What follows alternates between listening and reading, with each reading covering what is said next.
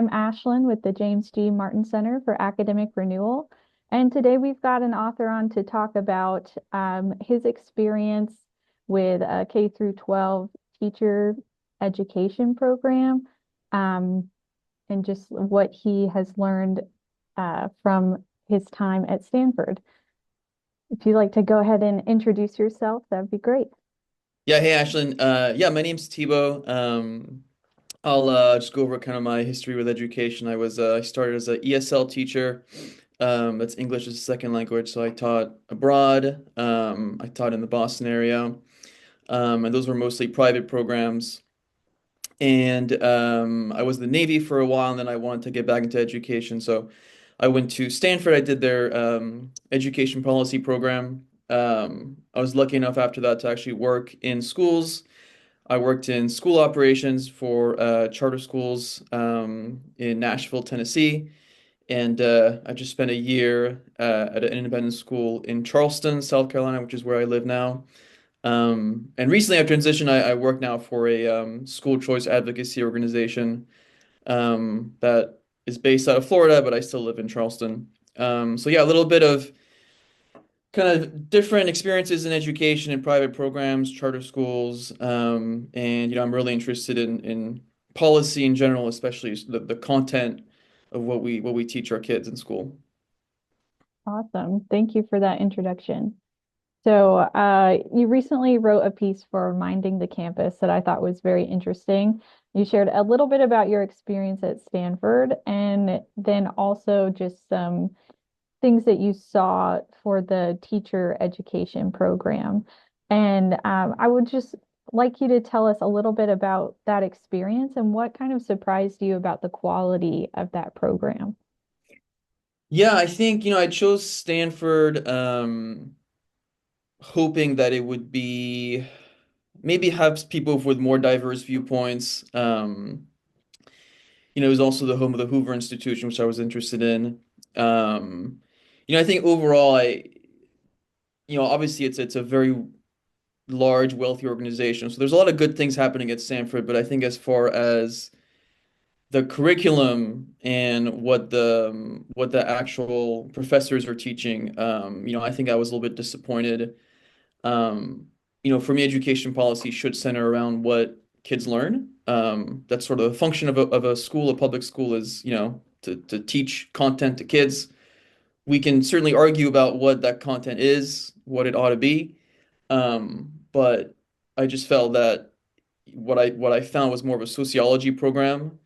Um, I found a lot of sociologists who were interested in, things around education, but not so much what actually went on inside the classroom. And a lot of people that either had never been in a classroom, in a K through 12 classroom, or it had been so long that they were so removed from what was happening in the classroom, and also in terms of the policy landscape around the country, that I don't think it's really fulfilling its purpose of addressing either what's going on in the classroom or what's going on in education policy in the country. Right. I think that's interesting that you said it was a lot of sociologists and Yeah. they just kind of study culture, right? They don't necessarily have a like a specialty in educating. Yeah, exactly. And these are people who, were many of them teachers a long time ago. I think, things have changed a lot, right, in terms of education policy in recent years.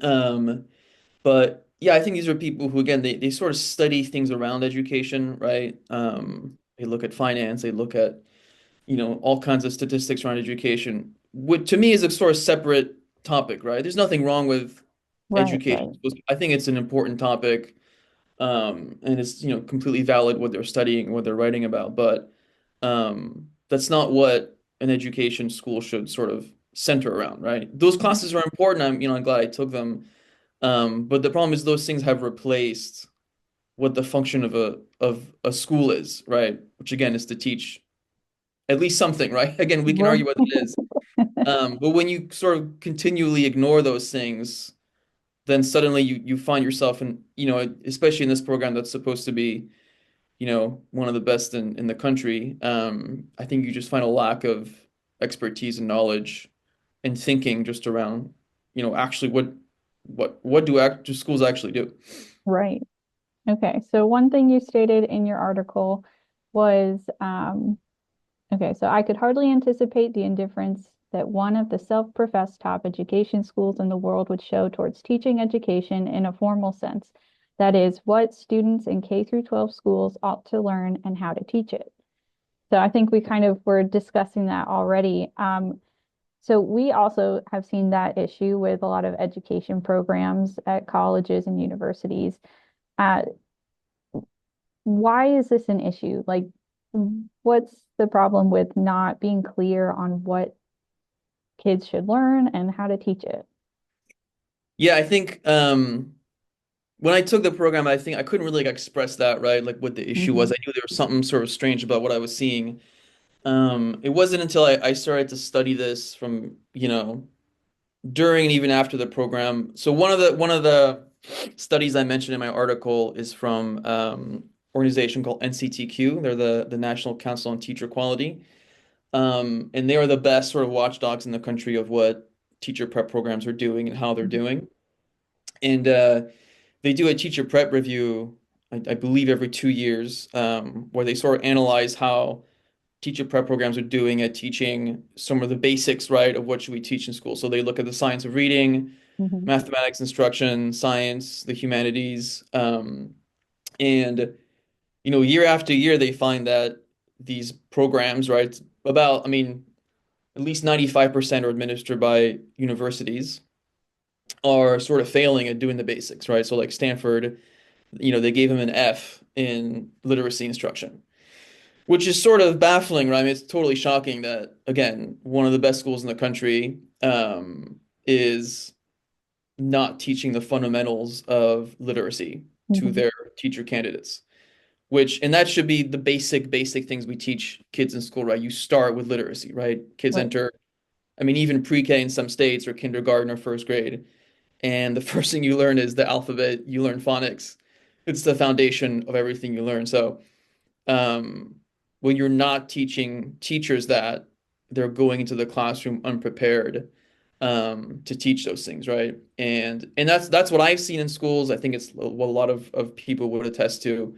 I think even teachers, right, is they're learning again a lot of things around education at school, Hmm.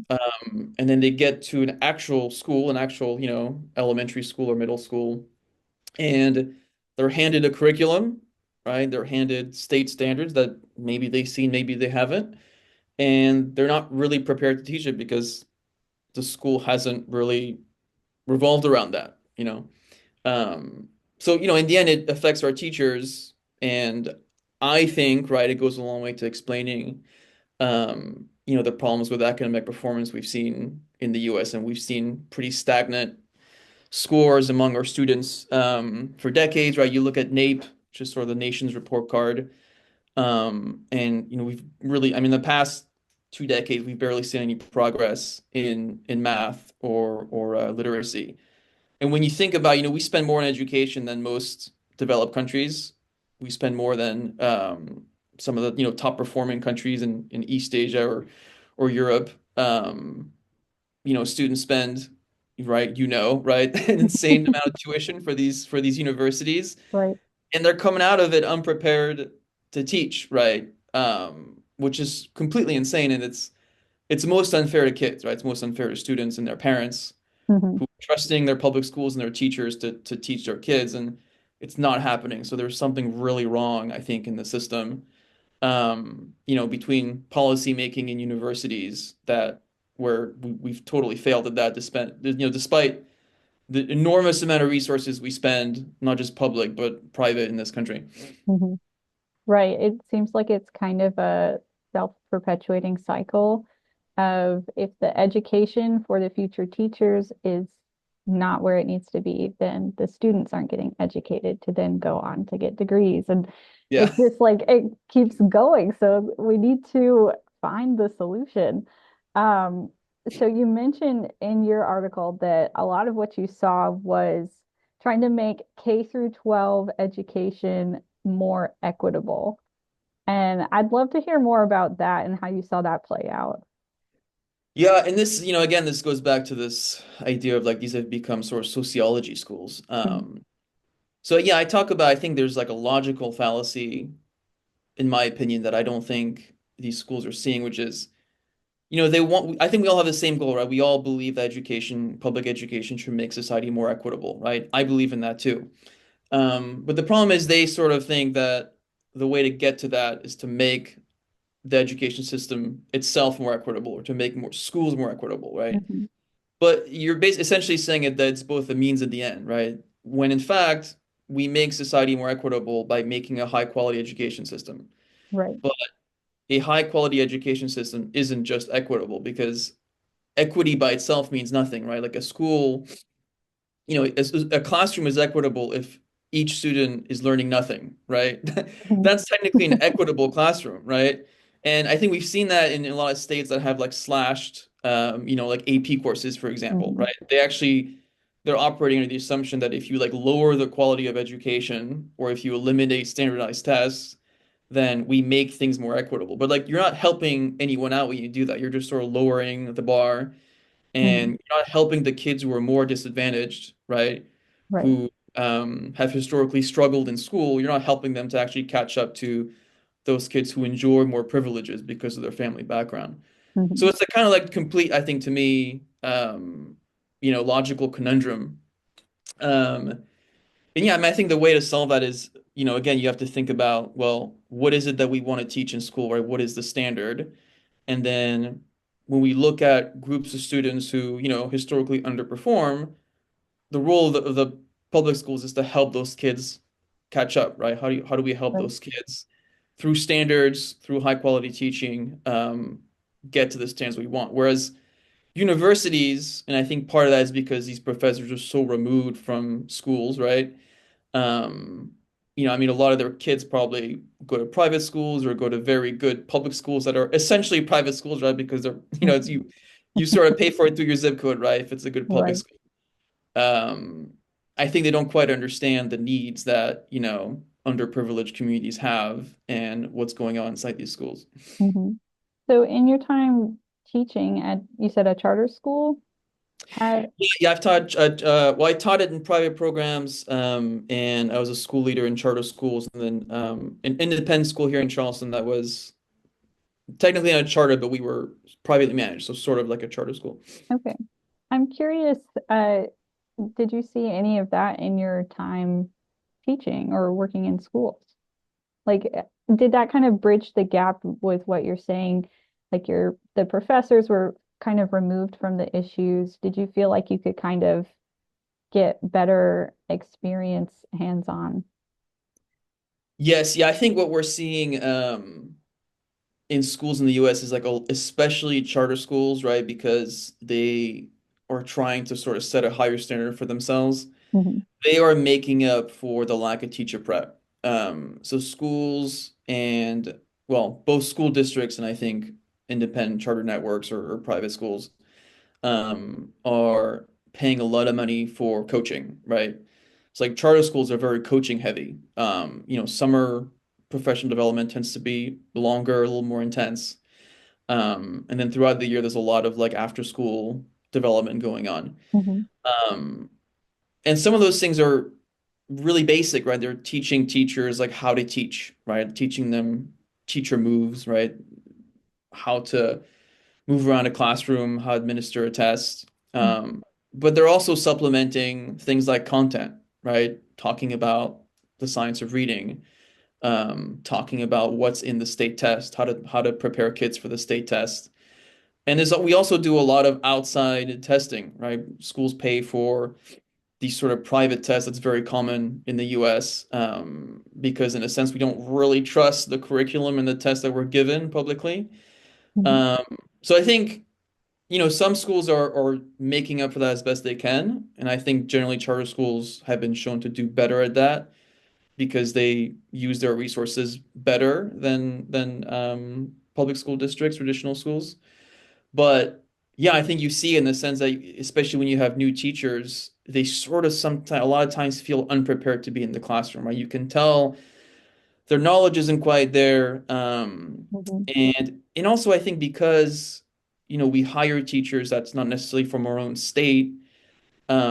If you hire a new teacher in this country, if you hire someone with like a brand new teaching licensure from a university, you almost have no baseline of what they know, right? Right. Especially Mhm. if they come from another state. I mean, they really could know very little about, the kind of curriculum or the kind of standards that you're trying to teach to. So it's that lack of, I think, standards and standardization across our country that's really hurting schools, and it's just creating an ineffective system. And again, when you look at the amount of money that these students are paying for university, it's sort of inexcusable, right? You would think Right. that at the very least there's a baseline knowledge of like if I hire someone who's, just spent 4 years at a university doing a state accredited teacher prep program, I should sort of expect them to be able to teach this and know this, and that's just not the case. Hmm.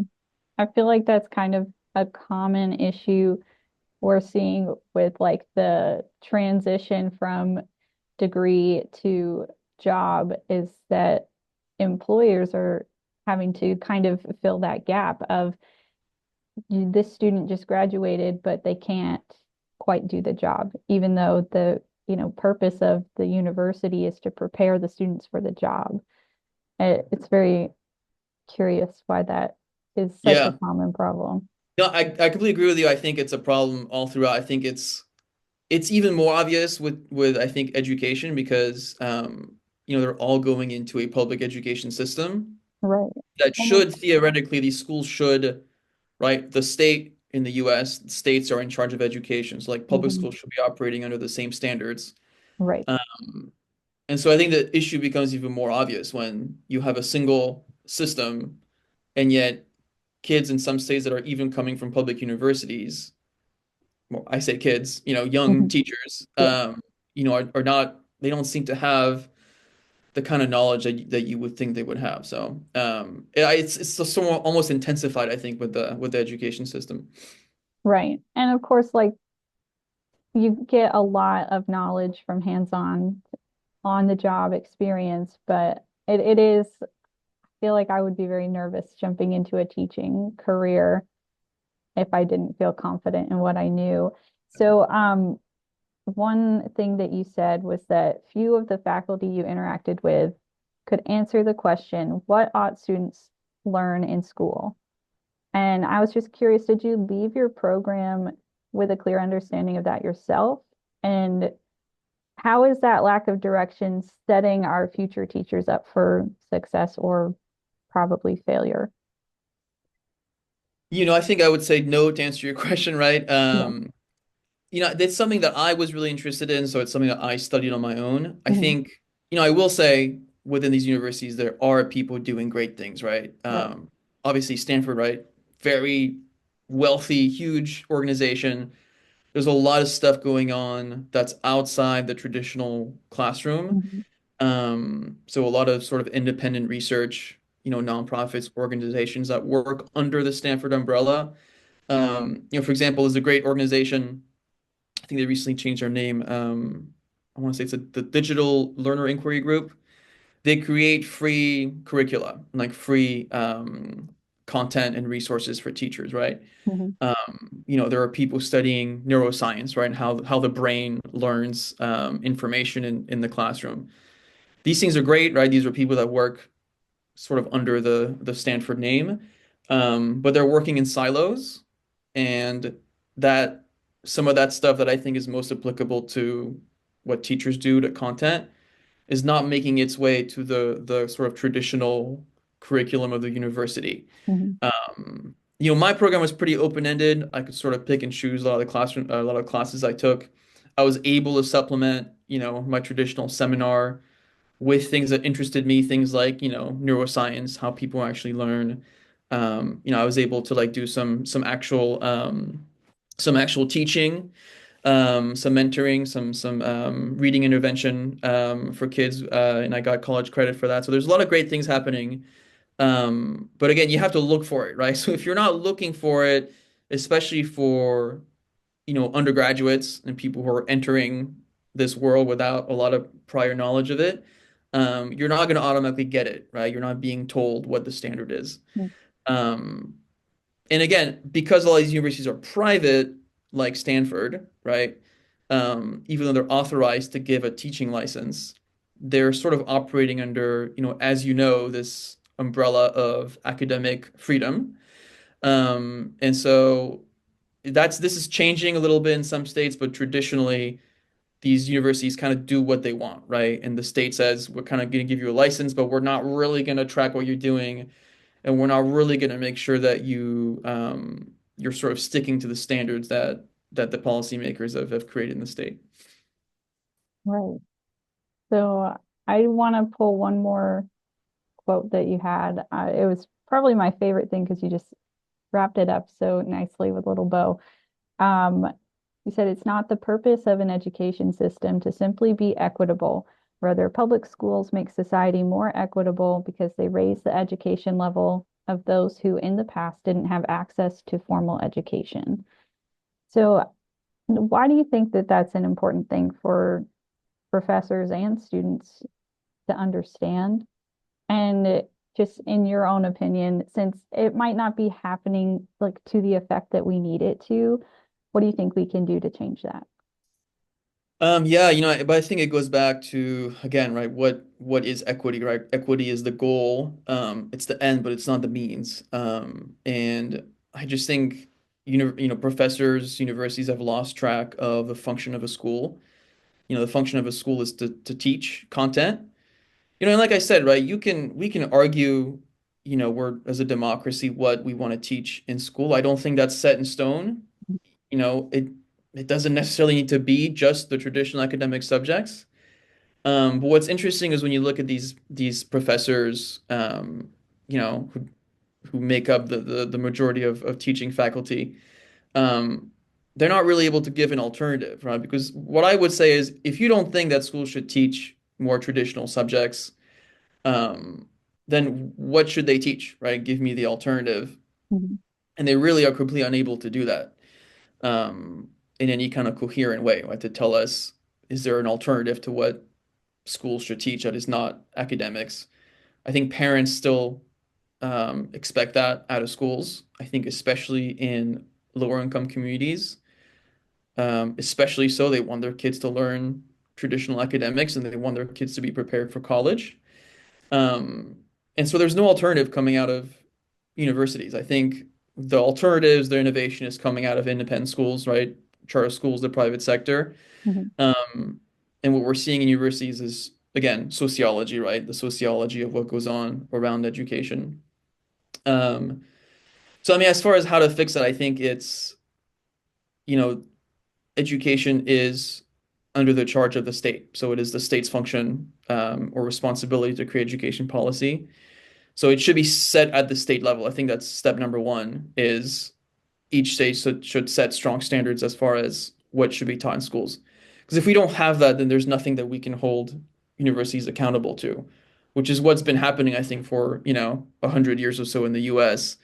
Um, there hasn't been a strong, um, you know, a lot of deliberate intentions in terms of what actually should be taught in public schools. This is sort of the opposite of what we see in high performing countries, in East Asia and Europe, because their systems are very top down. The education system is sort of set at the national level, and everything is standardized. In Japan or England or Finland, right, high performing systems. Everything is standardized across the board from the standards, the curriculum, what universities are teaching, university entrance exams, all these are set at the top and they're the same across the board. We'll never be obviously like that, right, in the US because it's set by individual states. I don't think we need to be like that. I think the local control schools is a strength that we have. But that doesn't mean that the state can't set standards, right? I think it can still set the standard of what schools should teach and make policy about that. And then we can hold schools accountable, right? Because technically the state is accrediting the university to be a teacher prep program. So I think step number one is making those standards, and step number two is having a system in place to hold schools accountable. We've seen that a little bit recently. We've seen some states like Florida, like Colorado, right, like Tennessee, have made stronger standards in terms of like this is what a teacher prep program should teach. And even like in Colorado, they've threatened to actually close schools down or close programs down if they haven't met those criteria, especially with the science of reading these days being such a big topic. Mhm.